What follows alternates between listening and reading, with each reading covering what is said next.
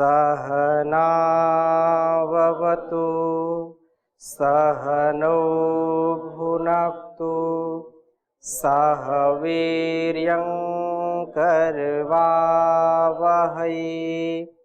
तेजस्विनावधीतमस्तु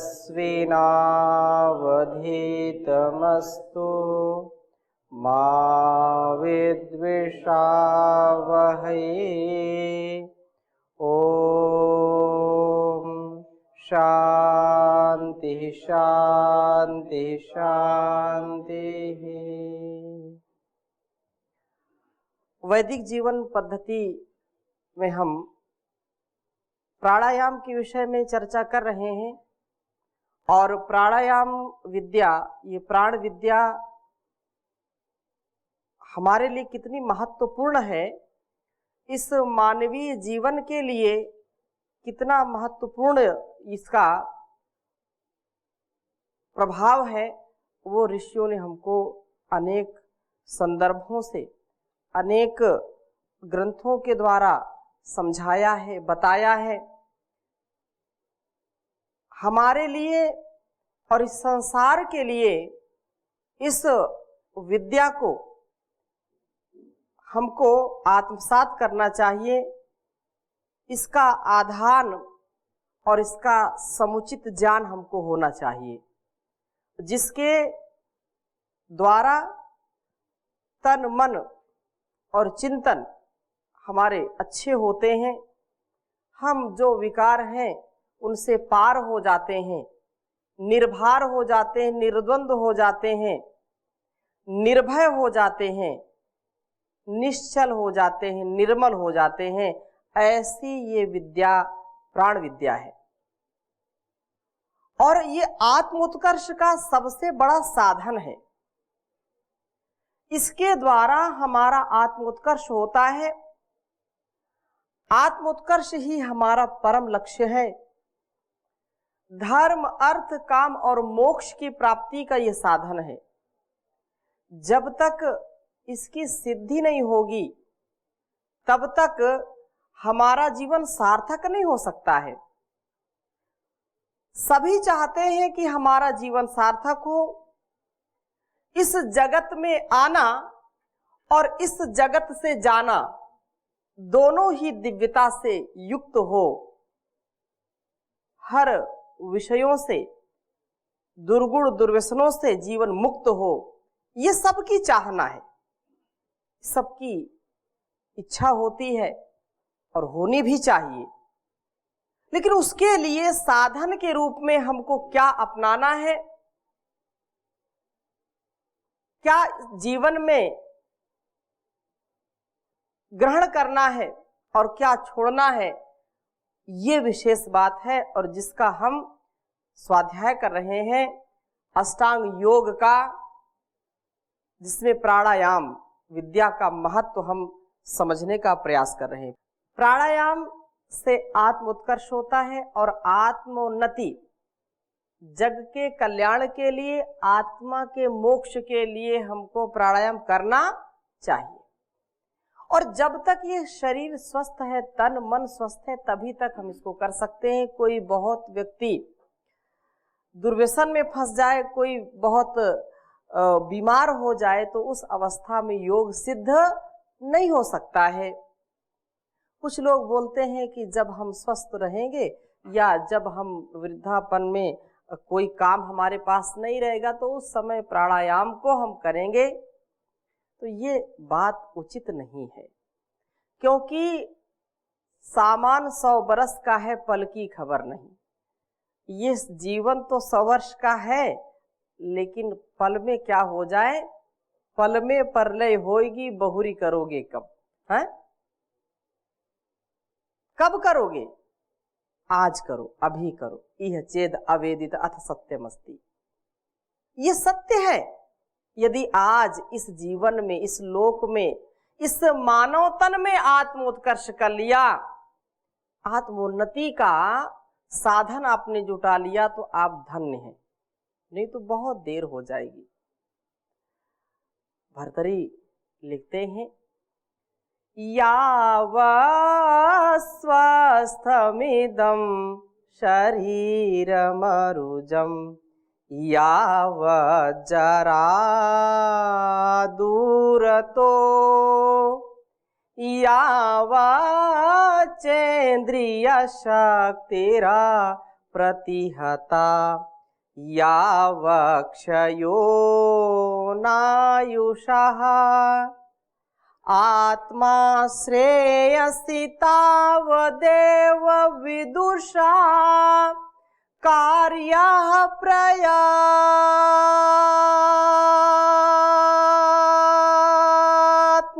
महान् संदीप्ते भवने तो कूप खननम प्रद्योद्यमः कीदृशः प्रद्योद्यमः कीदृशा।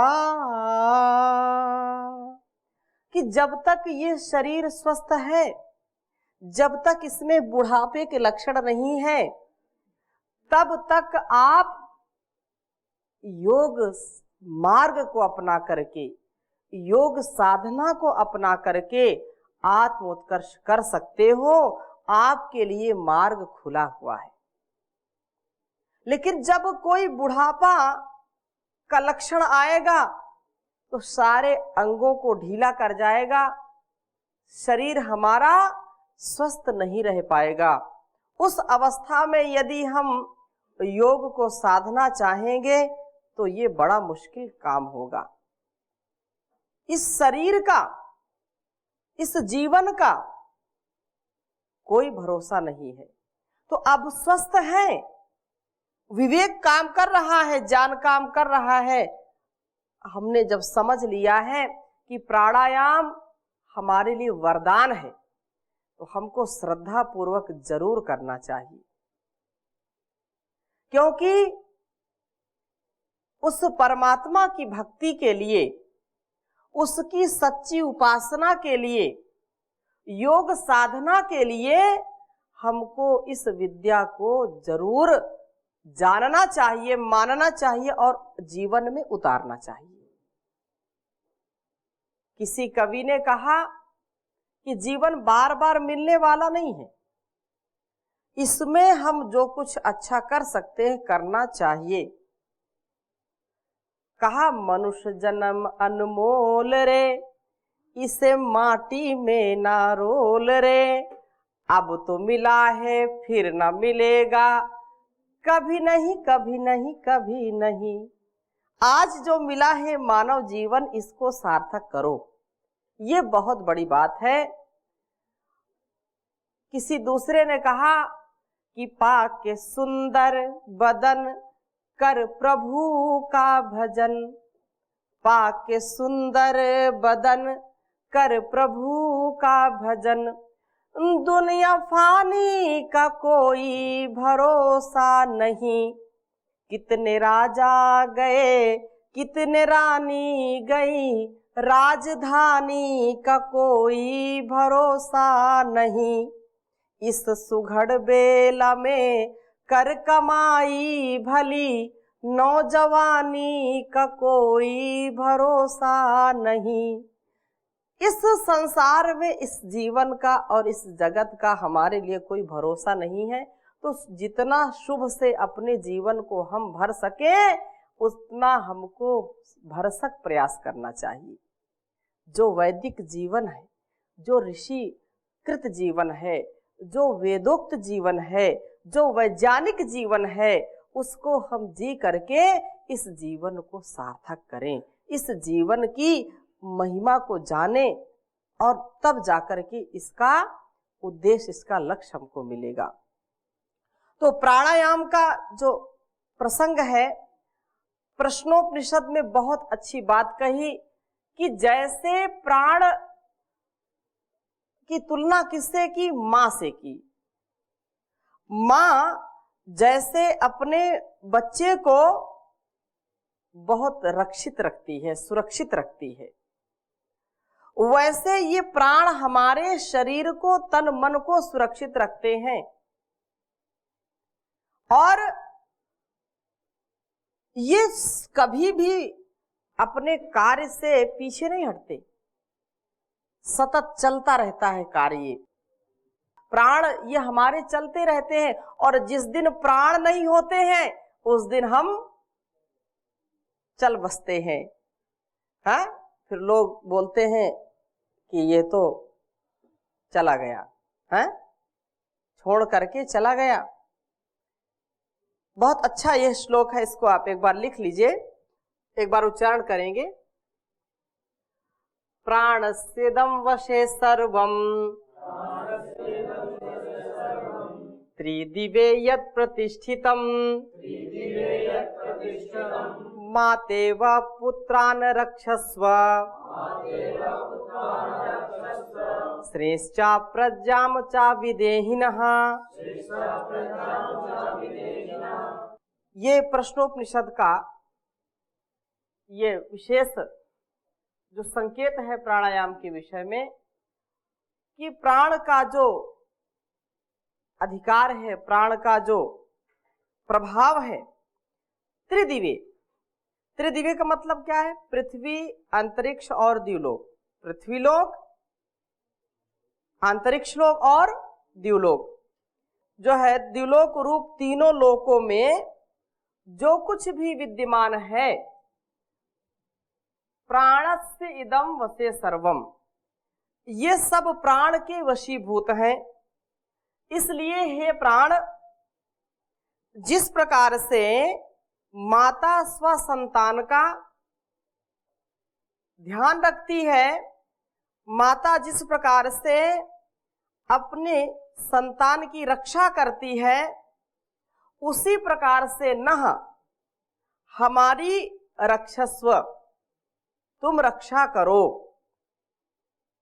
रक्षा कर हमें श्री प्रज्ञां च विधेहि, धन ऐश्वर्य पुत्र पौत्रादि और शुद्ध पवित्र ज्ञान से, शुद्ध पवित्र जीवन से और उत्तम मेधा से, उत्तम बुद्धि से हमको युक्त करिए, अर्थात उत्तम बुद्धि की प्राप्ति कराइए, जिससे हम इस लोक में सुख से रहते हुए और आपकी भक्ति करके मृत्यु के अनंतर आप अर्थात मुक्ति को प्राप्त हो सके, आपको प्राप्त हो सके।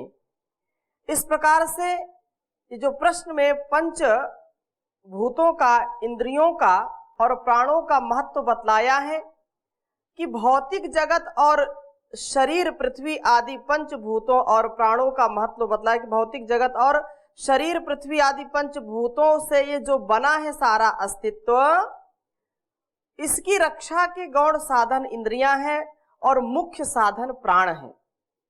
यदि आंख ठीक काम ना करे, कान ठीक से काम ना करें, ध्वनि हमको सुनाई ना पड़े, आंखों से हम यदि देख ना सके, नासिका हमारी ठीक काम ना करे, तो हमारा जीवन ठीक चल नहीं सकता है। इन इंद्रियों से हमारी रक्षा होती है। भाई आंखों से देखते हैं तो कहाँ कदम रखने हैं इसका ज्ञान होता है। आंखें हमको बताती हैं कहाँ पर जो है कांटे हैं, कहाँ पर समतल है, कहाँ पर गड्ढा है, कहाँ पर खाई है, कहाँ पर ऊंचा नीचा है, ये सब आंखें दिखाती हैं कि नहीं। कोई भी पदार्थ पैर के नीचे ना आने पाए इसका संकेत करती हैं। परंतु यदि आंखें ठीक काम ना करें तो जीवन में जिनके पास आंखें नहीं है उनसे पूछो कि कितनी कठिनाइयां होती हैं। उनको आंखों की कीमत समझ में आती है। जिनके कान सुनने से इनकार कर देते हैं, अर्थात श्रवण शक्ति नहीं है, उनको इस कान की क्या कीमत है उनको पता होती है। ऐसे तो लगता है कि ये सब अपना काम कर रहे हैं, कुछ जोर तो पड़ नहीं रहा, लेकिन एक एक अंग का कितना महत्व है, ये जब अंग भंग हो जाते हैं, अंग वो इंद्रिय कार्य नहीं करती, तो उसका महत्व हमको समझ में आता है, उसकी महिमा, उसका जो प्रभाव है समझ में आता है। तो उसमें भी इंद्रियां तो हमारी रक्षा करती हैं, लेकिन मुख्य रक्षक कौन है? तो प्राण से वसे इदम सर्वम, ये सारा प्राण के वश में है। यदि प्राण है तो सारा वैभव है। ऐसे लोक में कहावत है कि जान है तो जहान है और नहीं तो शमशान है। जान है तो जहान है और नहीं तो शमशान है। अर्थात ही शरीर में यदि प्राण है तो सारा वैभव हमारा काम करता है, सारी इंद्रियां काम करती हैं। और जब प्राण ही नहीं काम करते हैं तो ये इंद्रियां होते हुए भी कार्य नहीं करती। आंखें कितनी अच्छी हो, लेकिन आंखों को देखने का सामर्थ्य नहीं मिल सकता है। कितना ही अच्छा जो है श्रवण का यंत्र हो, कान सुनने वाले कितने अच्छे हो, लेकिन सुनाई कुछ पड़ता नहीं है। कितना सुंदर शरीर हो, कितना सब कुछ होते हुए भी यदि प्राण नहीं है तो ये शरीर मिट्टी के समान है, इसका कोई मूल्य नहीं होता है। तो इसका प्रमुख साधन क्या है? प्राण है। और इंद्रियों और प्राणों का महत्व बतलाया है। भौतिक जगत और शरीर पृथ्वी आदि पंचभूतों से बना है और इसकी रक्षा के गुण जो गौण साधन है वो इंद्रियां हैं, मुख्य साधन प्राण है। और वे सभी जीवात्मा से ही चेष्टित होते हैं, अर्थात आत्मा के होने पर ही प्राणों का महत्व होता है। बिना शरीर में आत्मा के प्राण भी कुछ नहीं कर सकते हैं, उससे भी आगे क्या है? आत्मा है। और प्राण और आकाश से ईश्वर का भी ग्रहण किया गया, क्योंकि जीवात्मा और पंचभूतों में जो शक्ति है वह सब उस जगत पिता जगदीश्वर की ही है। वह सब का धारक, पालक और संहारक है। वही जो गॉड है, गॉड को क्या बोलते हैं कि जो जी से जो जनरेटर है, ओ से जो ऑपरेटर है और डी से जो डिस्ट्रॉयर है, वही हमारा जन्मदाता है और वही हमारा पालन करता है और वही हमारा संहारक है। इस संसार को संतुलित करने का काम भी वही करता है। इसलिए उसको हमें कभी नहीं भूलना चाहिए। जो उसका ध्यान नहीं रखते वे ही पापरत हो जाते हैं, पाप से युक्त हो जाते हैं। धनी वैभवशाली आदि सभी कुछ होते हुए भी दुखी और अशांत रहते हैं। इसी से यह विशेष जीवन में यदि उन्नति चाहते हैं तो प्राणायाम का जो महत्व है उसकी हमको जो है विशेष चाहना होनी चाहिए, उसी के प्रति हमारी श्रद्धा भक्ति होनी चाहिए। और माता का जो यहाँ पर उदाहरण दिया है, तो हम सभी जितने यहाँ पर हैं और जो भी संसार में हैं, माँ की तुलना कोई कर नहीं सकता। माँ की ममता की समता कोई कर नहीं सकता, क्योंकि माँ जिस प्रकार से अपने शिशु का पालन करती है, जिस प्रकार से 24 घंटे सब 7 दिन पूरे महीने 365 दिन जैसे रक्षा करती है, उसी प्रकार से यह प्राण भी हमारी रक्षा करे। हमको कभी भी धोखा ना मिले, कभी भी हम इससे हटे नहीं, हम कभी भी अपने जीवन को इससे पतित न होने दे, अर्थात इसकी जो शक्ति है उससे सदा उत्थान को प्राप्त होते रहें। इसको ठीक ठीक अपने जीवन में उतारें, इस विद्या से अपने जीवन को संवारें, यही विशेष महत्व है। और इसके बिना तो ये चल नहीं सकता है। एक आयुर्वेद का ग्रंथ है सारंगधर संहिता, आपने नाम सुना होगा, और इसमें विशेष इसका महत्व बताया कि 5 तत्वों में से जो प्रमुख तत्व वायु अर्थात जो प्राण है वो हमारे शरीर को जीवित रखता है। और वात के रूप में शरीर के 3 दोषों में से एक दोष है जो श्वास के रूप में हमारा प्राण है। इसके बिना शरीर चल नहीं सकता। कहा कि पित्तम पंगुम कफा पंगुम पंगवो मल धातवः, जो वात पित्त और कफ है इसी से ये सारा शरीर चलता है। यदि ये असंतुलित हो गए तो शरीर हमारा रोगी हो जाता है।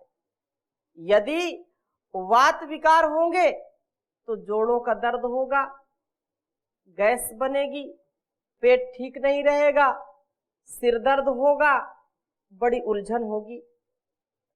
यदि पित्त है तो उष्णता, खुजली और अनेक प्रकार से हम बेचैन रहते हैं। और यदि कफ होगा तो भी शरीर भारी हो जाता है, बलगम आता रहता है, सर्दी बनी रहती है, शरीर स्थूलता को प्राप्त होता रहता है, अनेक विकृतियां अपने आप शरीर में आने लगती हैं। और ये ठीक ठीक कार्य करें, त्रिदोष यदि ना हो, त्रिदोष का यदि समन हो जाए तो शरीर ठीक काम करेगा। इसी प्रकार से यदि हमारे जीवन में सतोगुण, रजोगुण और तमोगुण यदि संतुलित नहीं है, ज्ञान युक्त व्यवहार हम नहीं करते हैं, तो निश्चित रूप से हमको आधी सताएगी। आधी तात्पर्य जो मानसिक रोग है, वो मानसिक रोग कैसे सताएंगे? जब सतोगुण, रजोगुण और तमोगुण का ठीक ठीक संतुलन नहीं होगा। तीनों हमारे लिए आवश्यक है। तो आधी किससे सताएगी? सतोगुण, रजोगुण और तमोगुण के डिसबैलेंस से। और व्याधि कैसे सताएगी? वात, पित्त और कफ जब असंतुलित होंगे तो हमारी शारीरिक जो व्याधियां हैं, जो बीमारियां हैं, वो बढ़ने लगती हैं। तो ये बात यहाँ पर कही है। एक श्लोक है, बहुत सुंदर है, इसको एक बार लिखेंगे। कहा पित्तम पंगुम कफः पंगुम, ये जो पित्त है ये भी बिना प्राणवायु के इनका कोई अस्तित्व नहीं है, ये कार्य नहीं कर सकते हैं। इसलिए प्राण का महत्व विशेष रूप से यहाँ दर्शाया जा रहा है। पित्तम पंगु कफः पंगुम,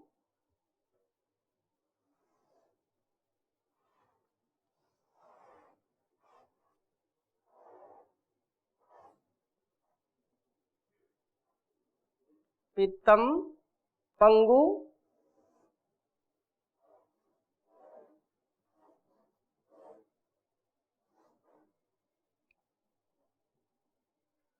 कफः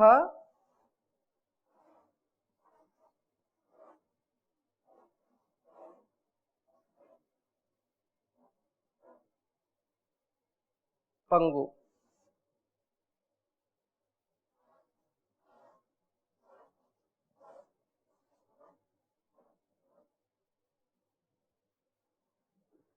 पंगवो मल धातवः,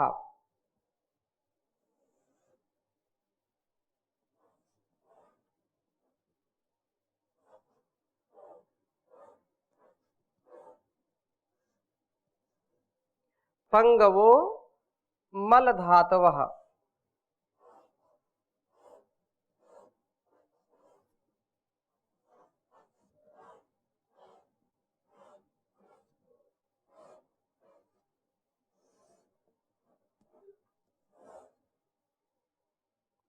वायुना यत्र नीयन्ते, वायुना अर्थात वायु के द्वारा,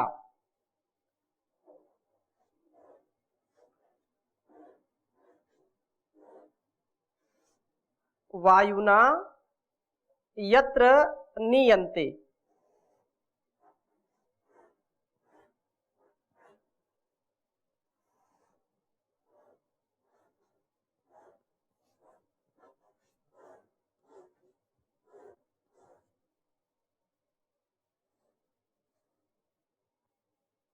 तत्र गच्छन्ति मेघवत।